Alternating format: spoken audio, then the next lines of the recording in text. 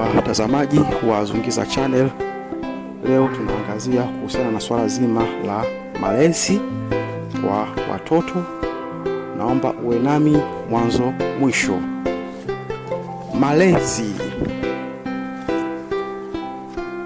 Malezi ni uangalizi katika hatua za ukuaji wa mtoto au watoto.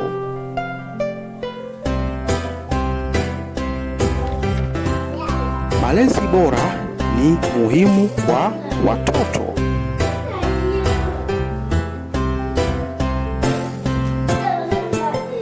Tuwalee watoto wetu katika malezi bora ili wawe na maadili mema,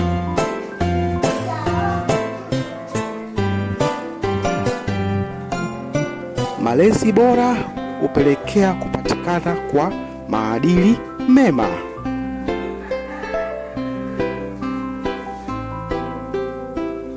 Maadili mema hupelekea watoto kuwa na mwenendo bora na tabia nzuri.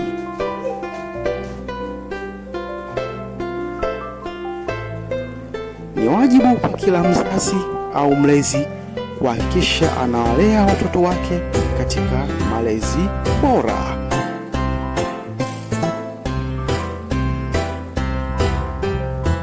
Malezi bora huanzia nyumbani.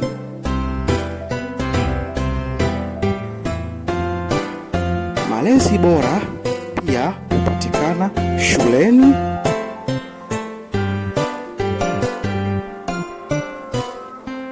Malezi bora hupelekea watoto kuwa raia wema hapo baadaye.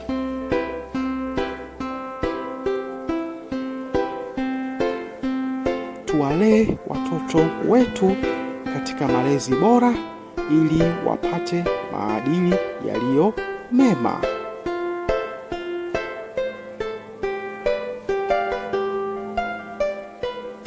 Malezi bora ni jukumu la kila mwanajamii.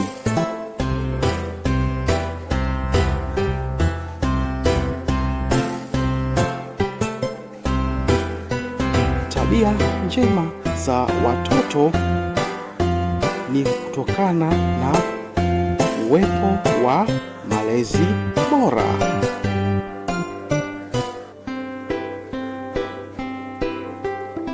Watoto kama hawa wanastahiki na ni haki yao ya msingi kupata malezi yaliyo bora ili hapo baadaye waje kuwa raia wema wenye kufanya majukumu yao ya kila siku.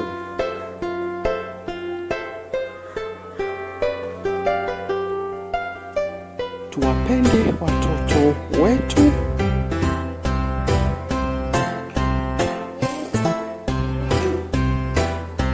Tuwalee watoto wetu katika namna iliyokuwa nzuri, yaani malezi bora.